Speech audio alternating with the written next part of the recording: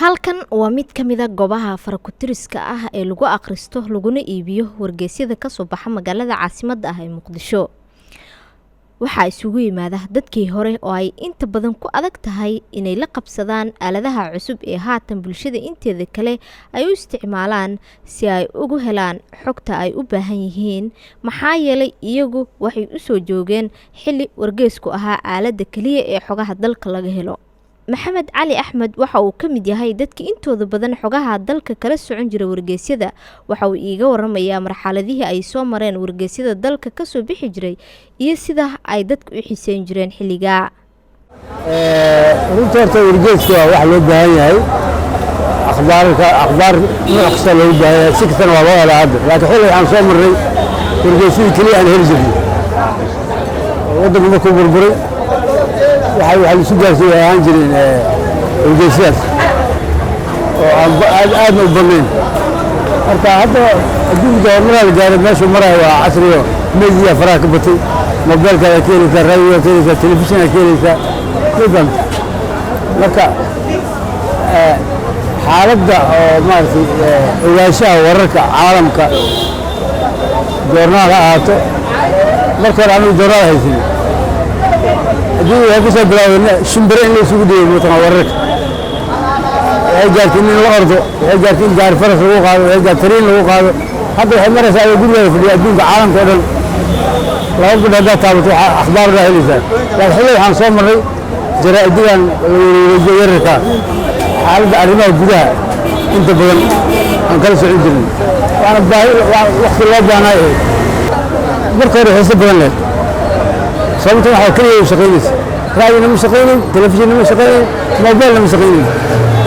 marka ayadaa waxaa lagu soo gudbay waqti xilli oo xasaasi ah oo wax fiican ay soo qabteen sidooda wararka gudaha iyo dibaddaba. laakiin hadda baahida waa yaraatay.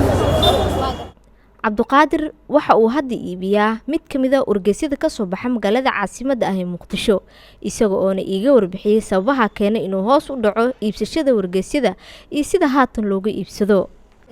waxaa la soo saaray saaka 2 saac la soo saaray.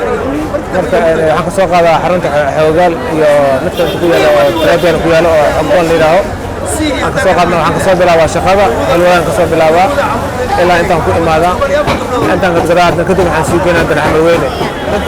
aad u gataan marka odayaasha u badan, anaata u badan yihiin. maasha Allah waxa Ilaahay nagu soo soo qaadaa 7 xabaan soo qaadaa. marka maalintii waa noo dhamaadaan.